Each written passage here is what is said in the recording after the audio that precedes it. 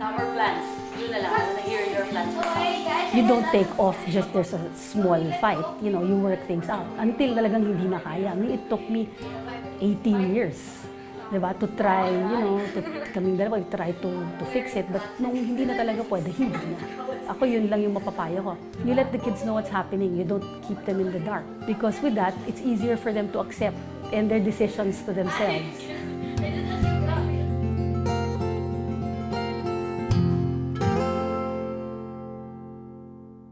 I'm ANGALA. I'm connected to Visayan Forum, and I have 5 children. I was born in Davao, pero I was raised na dito. From 1 year old, dito na ako lumaki, sa Manila. Growing up here is perfect for me kasi we have so many places to go. My family, we love going in outings. So we go to beaches, umaakit kami ng mga bundok nung bata kami, hikes, we travel when we can. Best of both worlds ako eh. During the school year, I'm here. Tapos vegan ako pag summer with my brothers and cousins. And then Davao naman for Christmas. My dad is a lawyer, very quiet guy. He kept to himself, but I was very close to him when I was little. And then my mom naman, yan naman siya yung very gregarious. She had so many friends, ganyan. So talagang opposite poles silang dalawa. But then we weren't a very affectionate family. We talk a lot. Conversations was during the dinner time yun, conversations galore yun.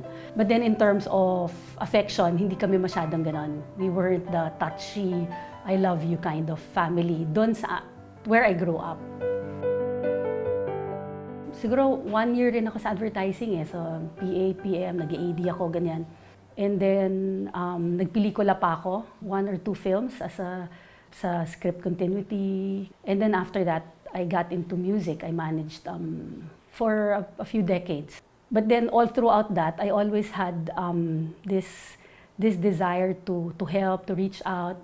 Ganun. So even if I was in the corporate world, ako yung nandun sa CSR.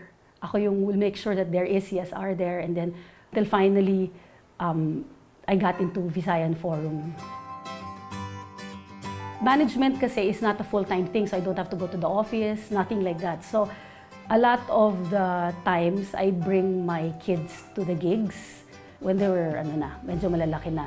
But then yung first band that I managed, I really had to focus on my being a mom. Kasi it's hard to be a first-time mom and then to be working.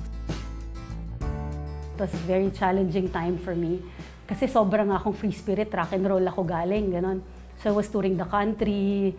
So all of a sudden, yun na nga, I had the baby I had to take care of, yung ganon. So, but it wasn't a compromise. I loved it, you know. In fact, diba, I have 5 kids. So tuloy-tuloy na yun. Since nagkaanak ako ng isa, tuloy-tuloy na. I have 5 kids. My son Nathan is in Cebu. He's a musician. My second daughter, Karen, she's 20. Nathan is 21, Karen's 20, and she's taking up marine biology in Cebu. Next is Katrina.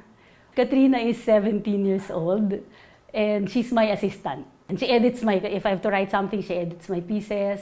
She's going to be senior high next year, and she wants to get into Humes. So I guess that's right down my down my alley. And then Isabel, she is 15 years old and she's a ballerina in CCP. And Nicole, my daughter who is in regular school, she does archery. She's my sports person. All my other kids, well, my 2 kids who are both homeschooled. The color for surfboard, look, it's pink. Look at her, look at her. I'm very liberal as a mom. So I let them do what they want to do. First, if I can afford it. Second is if I think that's right down their path. Like classic yung anak ko sa Cebu, si Karen, since she was grade 4, she wanted to be a marine biologist. Hindi yun nagbago. So in Cebu was one of the better schools in marine biology. So when she took the exam and then she passed, it was kind of challenging na payagan ko kasi we don't have family there. We're not from there. This is the blue Turnatea. Recent lang naman Look. yung full 2 years, yung full separation namin. Pero for the longest time, on and off siya. Let's say we've been together for 19 going 20 years, parang on the first year pa lang, sobrang rocky na. So it was on and off talaga. Artist din yung asawa ko, into music also. So medyo intermittent din yung mga, yung earnings and mood swings and everything. So basically I had to stand up for the kids, make a lot of decisions in terms of what they wanted to do. Decision for the kids was already pretty much nakaset na eh. They have their own ideas already of what they want to do. They're very independent kids, so they can move around, and I think they have a good head on their shoulders, so they make the right decisions. Of course, sometimes it's not the popular decision like what my son did, or even going to homeschool was something that people still are, what? They go to homeschool, so how's their social skills?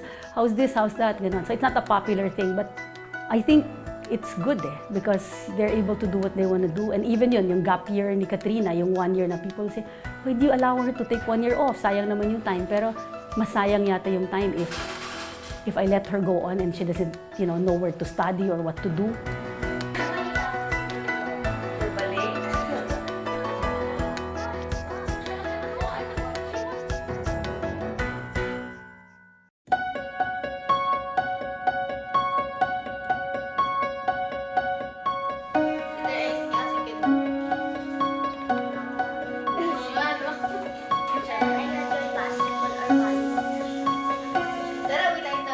Because my youngest was saying na ayaw ko, they don't want to get separated. But until finally when she said, okay ma'am, I understand already why you wanna go, then I said okay. And then yun na. And in like 2 weeks or a month, I was already flying off to New York. Yun, and then stayed there for a while, stayed there for almost a year. And then came back healed, came back na parang okay, ready na, game. And the kids, while I was away, they were great. They didn't have mom, but walang napariwara sa mga anak ko. Isabel was dancing, Karen was still in school, Nathan was still in school at that time, taking care of the younger girls. So he was like the mom and dad, and then Kat was there also, Katrina, taking care of everyone. For me rin naman, one of the reasons when I had the reasons why I had to stay on was, aside from my kids, was what a lot of people would say. Siyempre, conservative, my parents, especially my mom, my family, yung ganon. But then, if you're not happy anymore and it's not working and it's already affecting the children, then there's no point in staying on. And then maybe they should take it like what happened to me. When we separated, everything was a lot better for him and for me and for the kids. I think the decision to separate was the best decision for the family. My kids are doing great. I'm very happy, and I'm sure my ex-husband's also, doing whatever he wants to do. And I've learned so much. I've learned so much in life. In fact, I just finished a book. I'm sharing my experiences, how I coped with 5 kids and having to, fend for them, having to go through all that, but still, having kids who are achievers. Hindi naging setback, yung naging problems namin in our marriage to whatever they are now. My source of strength are my 5 children. The decisions I make will always be based on what will be good for them. Sometimes it's painful, like I had to leave for the States because I had to physically be away already, ganon. But then, me staying there and me healing there, being away, is to make sure that, I'm whole. When I came back, it was because of them also. I want to make sure that everything's going fine. So decisions are 80% because of them. The 20 is of course mine. Meron pa rin akong kinikip sa sarili ko. Remember when I broke my leg? Yeah, when I broke my leg. The best moments for me with my kids is when we just chat. 5 days. My 5 kids are very, are very eloquent, and we have fun. We just laugh and laugh, We joke around, tapos we talk about whatever happened. And then we also love going out. We love going to beaches, we love watching movies. I have a chat with my 5 kids on Messenger. It's called Mom Speaks. It's called that, so everything's there. Like, so we're always connected.